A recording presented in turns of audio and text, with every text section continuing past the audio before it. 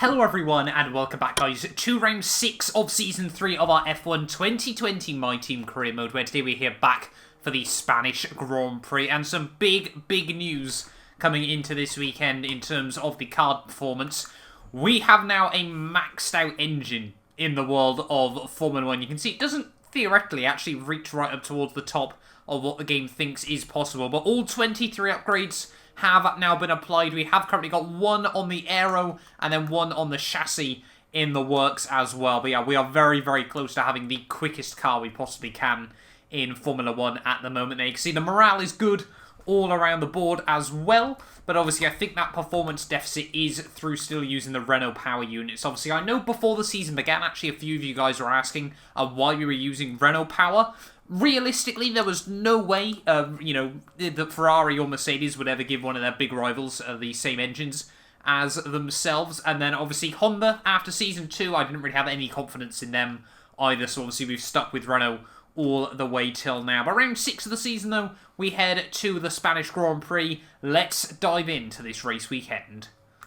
Heading into this week's Spanish Grand Prix, then, obviously, I know some of you guys have been asking me why we haven't been doing this series a little bit more. Obviously, if you're interested in more F1 2020 content from myself, you can check out my second channel where we do some league racing as well, some competitive online racing. It won't be returning to the main channel this year, but yeah, obviously, if you want to see more F1 from myself, then you can definitely go check that out as well. But coming towards the end of our track acclimatization lap, pole score, things you love to see.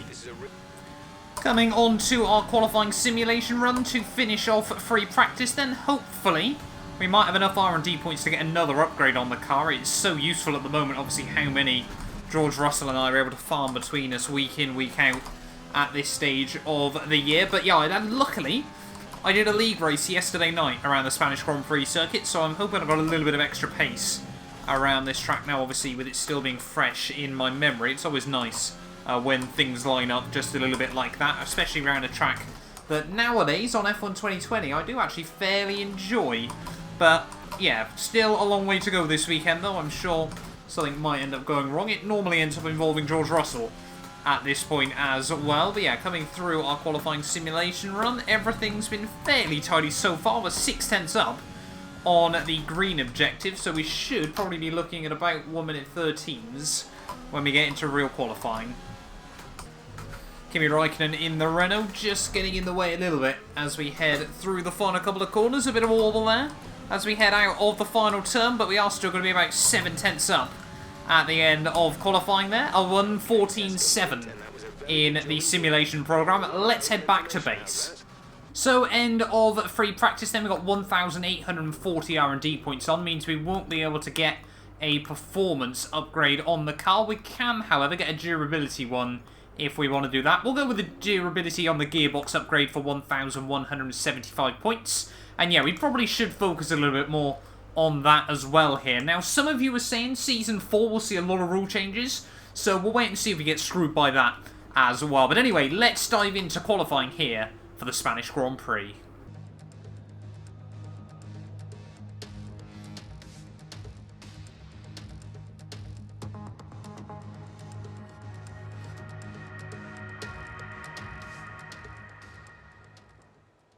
Straight into Q2 then here for the Spanish Grand Prix. As always, we're going to see if we can sneak by on a set of the medium compounded tyres here into Q3. It can be a one-stop strategy if you get this to work. Obviously then, otherwise you're basically locked in to a two-stop here. But I was a little bit inaccurate with the qualifying times. 1 minute 12s are probably going to be what we're aiming for as we get towards Q3. But yeah, if we can try and set a high or a mid to high 1:13 on these mediums, then we might just be able to scrape it through.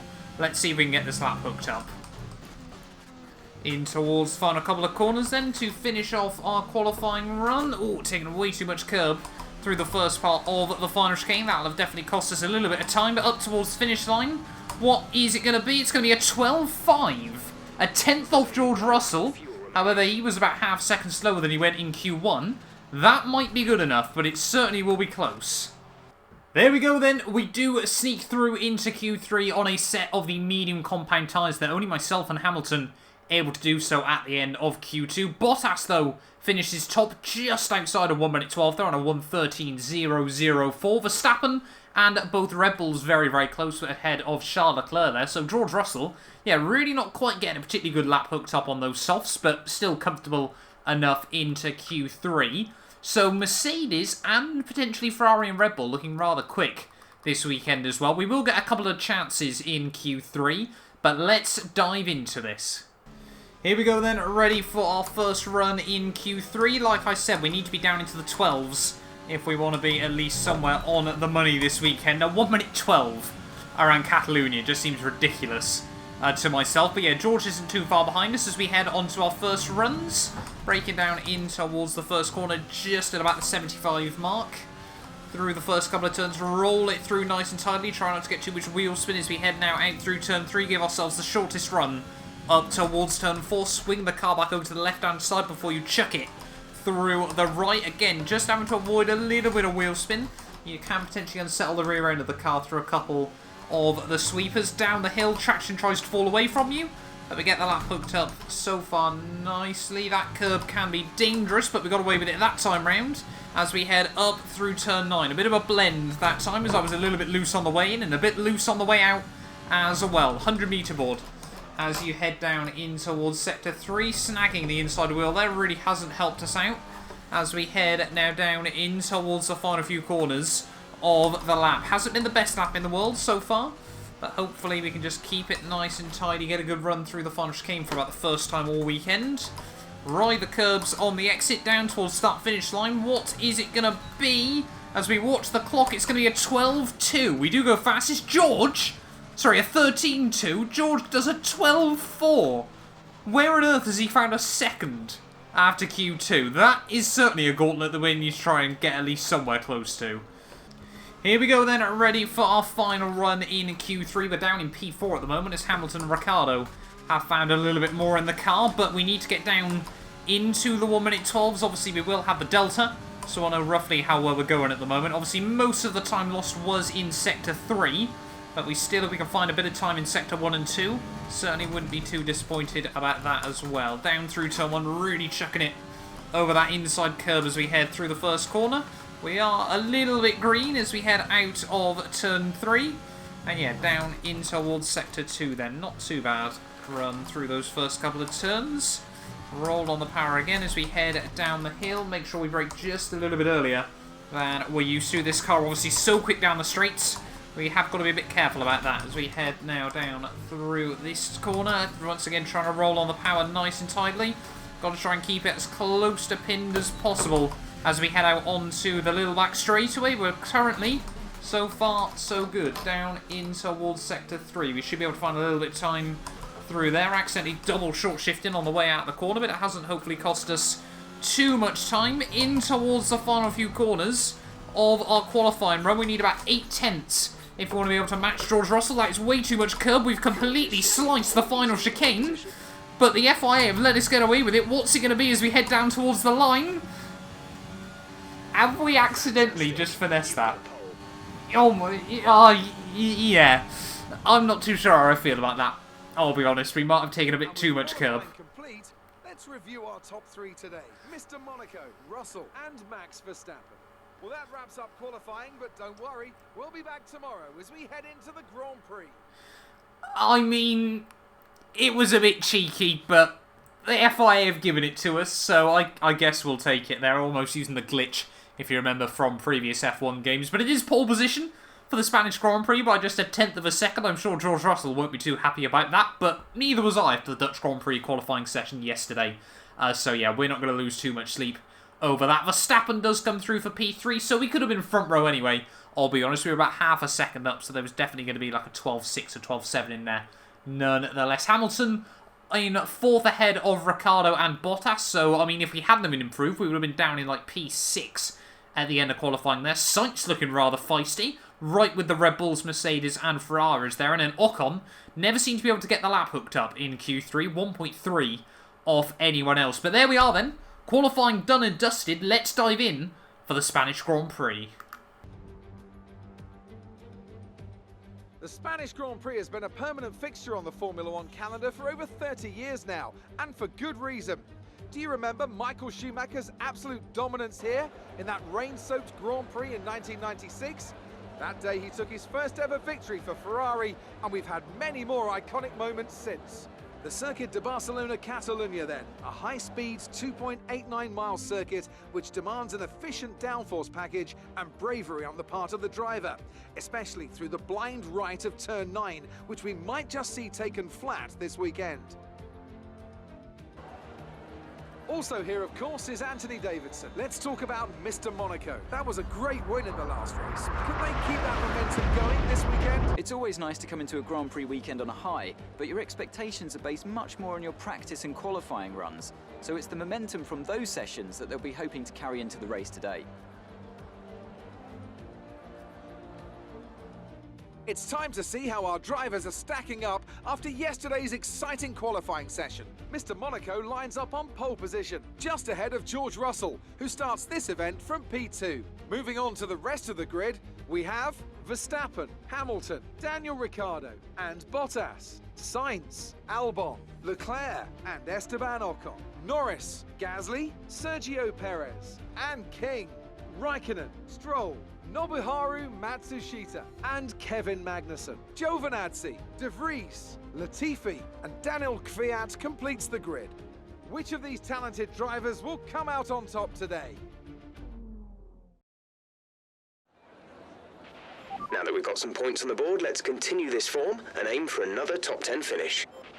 I love it when Jeff says that. We've won every race so far this season as a team, and all he expects from us is a top 10 finish. But anyway, here we are then on the grid for the Spanish Grand Prix. In terms of fuel, we're going to run a little bit less than we did last time. We're only going to run 32 laps worth and hope that we don't sort of see anything too crazy happen in this race. The medium hard strategy should hopefully give us a bit of an edge over our teammate George Russell, who will be starting on the softs, but a long run down towards turn 1, staying ahead of him will be absolutely critical to try and make this strategy work here. We're ready for round 6 of the season from the Spanish Grand Prix. I'm excited. I just want to dive right into this. 33 laps ahead of us around the Catalunya Grand Prix circuit. The 5 red lights are coming on now then. And it's the lights out and away we go. Off to a bad start. In the end, George Russell straight up the inside is going to get swamped on the run down towards turn 1. We got Hamilton on the inside as we head through the first corner. He's obviously on the mediums as well. We do swing it right up the inside through turn 2, right on the outside through turn 3 as well there. So we have only lost the 1 spot to our teammate of the start of this Grand Prix as Hamilton once again tries to have a look up the inside through turn 4. But George Russell, he's got the perfect start that he needed. Didn't quite make the medium strategy work back in qualifying. In fact, he didn't even try it in qualifying earlier on. But he's up into the lead of the race, and in these opening few laps, he needs to absolutely bolt it if he wants this race still to work out for himself. We have got a big advantage in that sense this weekend. It might be one of the first times this season where a lot more of the battle is not actually done on the road, but I mean, we've already seen on a couple of instances, Bahrain and Vietnam are probably 2 great examples where slightly differing strategies left us with some last lap chaos between ourselves and our teammate. But end of lap 1 though, we have built up a little bit of safety to Lewis Hamilton just behind us. Make sure we're using all of our ERS at the final couple of corners. George Russell though, 2 seconds up the road. Let's see if we can break the DRS off Hamilton before he's even got it. Of lap 2, Hamilton is really pushing to try and match us here. George Russell goes another half a second quicker this time around as everyone just slowly settles down to a rhythm, but we have critically got Hamilton out of the DRS range behind us. He does seem to have a bit of a clear-cut advantage over the guys around him on the soft, on the soft compounded tyre. So maybe, for the first time this season, another car might be within a shot of race victory. New personal best of the race then as we head on to lap 5, almost down into the 1 minute 15s already in this race. But it is quite funny actually when you look back over previous seasons. If you remember all the way back to season 1, Ferrari dominated the first few races of the season, and it was Mercedes that ended up picking up both world titles. Season 2, Mercedes dominated the first few races of the season, and it ended up being ourselves that ended up wrapping up both of the titles. Season 3, we are dominating the early races of the season, so are we going to see history repeat itself once again over the course of this year? I'll be honest, I feel quietly confident that we might be able to break that little run that we've seen from other teams in recent years. Everyone just seems to drop the ball as we get in towards the latter stages of the World Championship, but still a long way to go, and a lot can change before we get towards the nitty-gritty end of the year. We probably shouldn't be worrying about that sort of thing at the moment, more focused on the fact we're actually now starting to just take a little bit of time at George Russell again, as Hamilton seems to be struggling just a little bit more. He has still got a good little bit of safety over Ricciardo and Bottas behind him, but yeah, we're just in our own little good groove at the moment and enjoying racking up the laps. There we go, end of lap 6. Just as I was saying, we were starting to take some time out of George. He dives into the pit lane here, so we are now going to re-inherit the lead of the Grand Prix, the first time since the start of the race. George Russell, though, is probably going to drop back a little bit. I don't know if he's going to fall in towards some midfield traffic. Obviously, this track can be awful to try and get around cars. I think he is going to get caught up behind a few people. Just having a look at the mini-map here, I think he's going to end up just around the Alfa Romeos. He might just stay out ahead of them, though. So, George still with a little bit of clear air, but he's now effectively got to catch up this gap. We've both got one more pit stop to make, unless we get a safety car. As soon as I say that, Jeff recommending a new strat as we make a bit of a mistake up the hill. Same strat as we're already on. Cheers, mate. On to lap 8 we go. A few more cars diving it down into the pits. So a lot of the midfielders who've just missed out in the top 10, we're going to try and go for the one stop. Start to poke their names up towards the podium places there. Lando Norris, obviously, if you remember, all the way back to Season 1 of this series, was able to win this Grand Prix ahead of Sergio Perez. Obviously, now both of them have become Formula 1 Grand Prix winners over the course of this series. Obviously, yeah, like we said, Lando Norris picking up that win Season 1 in Spain. Sergio Perez, last year's Canadian Grand Prix winner as well, after Racing Point's weird 2 weeks of OP-ness, and then sort of fell back into the midfield. Strange times. On to lap 10. George Russell sneaks himself back up into the top 5. He's on the set of mediums, so he's probably going to try and do a double medium stint to the end of the Grand Prix, but now we can monitor the gap to our teammate between now and the checkered flag, hopefully. But yeah, 18 seconds back still, so he needs to near enough take a second out of us a lap to still be within a shot of this. The flag's out, someone's going slow at the end of Q1. I think I saw out the corner of my eye it was a Red Bull, but it appears to have gone away again. Perhaps we've got nothing to worry about. There we go. It was clearly, who was it? Alex Albon that was struggling then. Why the yellow flags came out. But he's about to go a lap down in this Grand Prix. Like I said, I think it was back at Shanghai. Not often that we lap cars in this series, but around the outside we go on only lap 13 of this race. And yeah, poor Alex Albon not having a good day out of it. Speaking of that, we now do have some yellow flags out. One of the Williams going slowly in towards the final corner of this lap. Let's see who that is and whether they're actually going to be falling to the wayside. I think they are this time round. Who is that then? That is out of this Grand Prix. Is it Giovinazzi or is it Nicholas Latifi? It is Latifi, and we got a safety car, and that hasn't really come out too badly for us because we can go hard to the end. A well-timed safety car for once in this series. Make sure you keep it positive as we catch the pack. Into the pits we come then. You can see we got the car slowed down nice and tidily. Hopefully we're just going to go on to set hards to the end of the Grand Prix. I'm intrigued to know whether all the other runners are going to do the same, whether George Russell's going to try and stay out there, or whether we're all just going to be back to the same strat. 2.8 second stop. We really won't be under any pressure from anyone. George Russell, though, is staying out in this Grand Prix. He's going to move himself back up into P2. But rather interesting from George. He seems to think then that he can make back up this gap before the end of the day. So here we are then, ready for the restart for the Spanish Grand Prix as we near the halfway stage of the day. George Russell stayed out on his mediums. Lando Norris, for whatever reason, has gone onto a set of these soft compounded tyres. So I don't really know what he's planning to do between now and the end of the Grand Prix, but I'm not willing to let George Russell past us here. It might help his race out a bit, but so far this season, things have got a little bit frosty between the two 212 Motorsport drivers. But anyway, out of the final corner, what is that? By the game, just to suddenly give me control again, but it is green flag racing.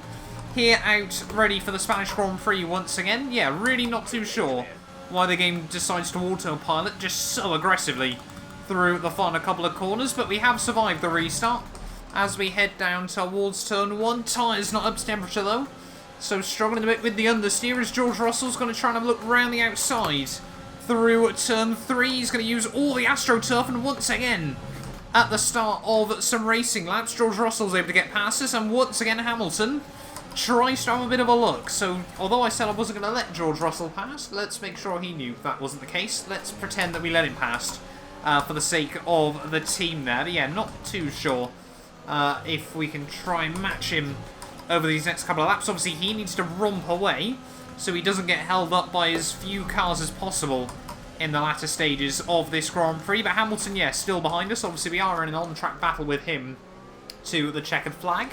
And I'm intrigued to know what Lando Norris is going to be able to do on those softs. Perhaps it'll give them the pace advantage.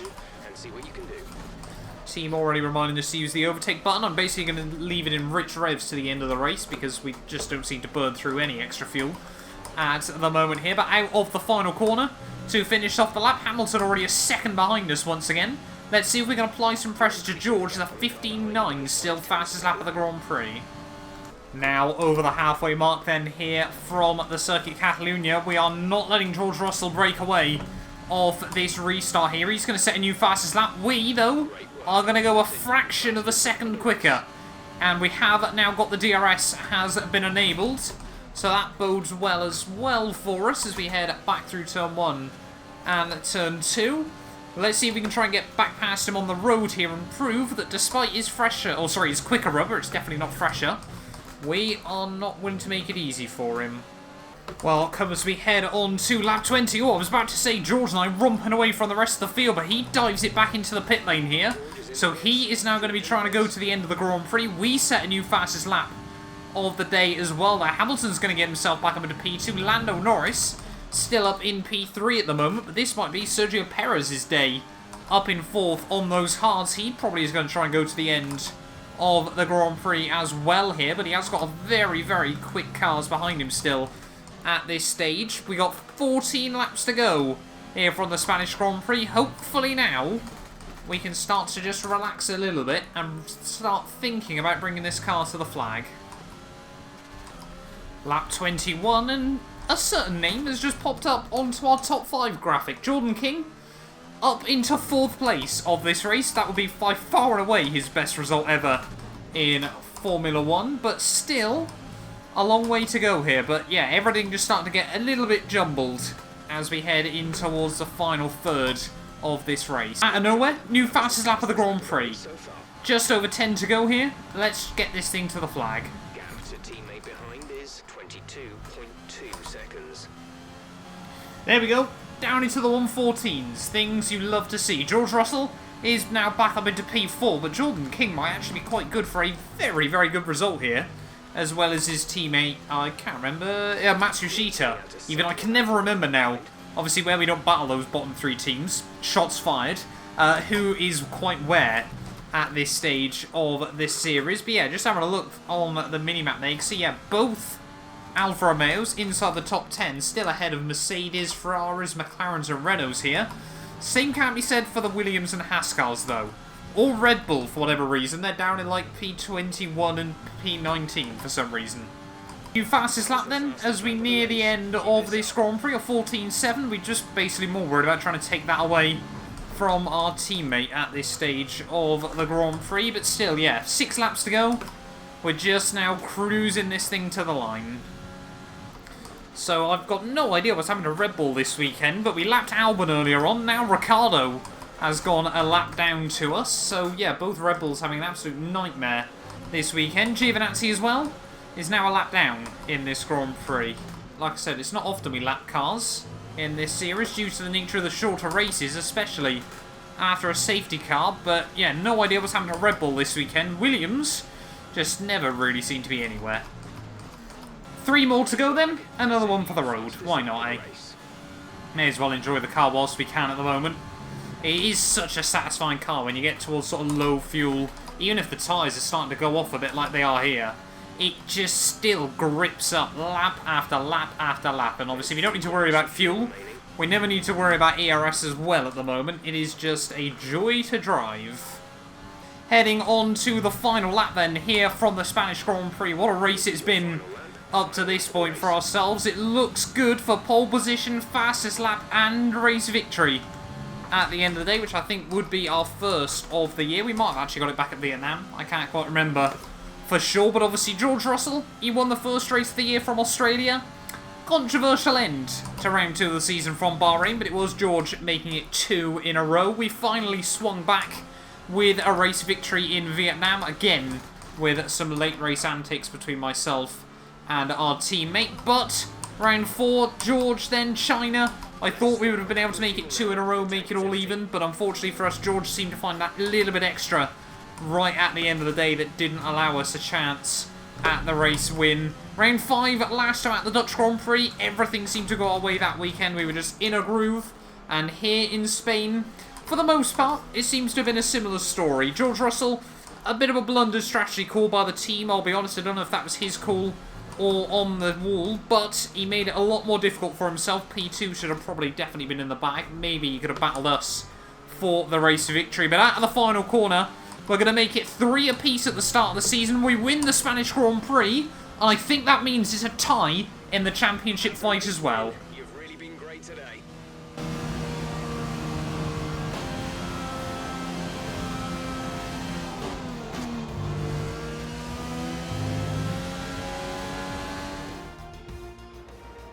They've done it then. A spectacular victory here in Spain and a massive confidence boost going into the next race.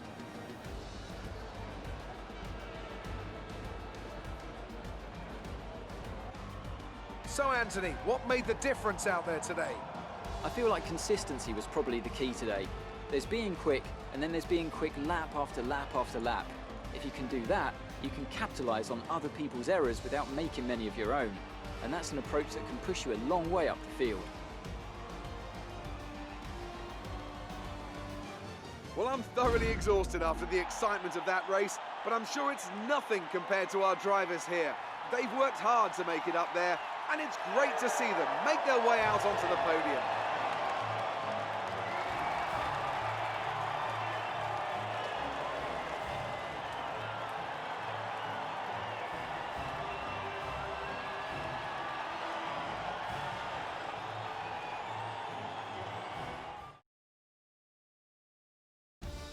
So let's review the updated driver's standings. Not the result our points leader wanted, but it certainly makes things interesting going forward. Let's focus on the driver of the day, Anthony Davidson.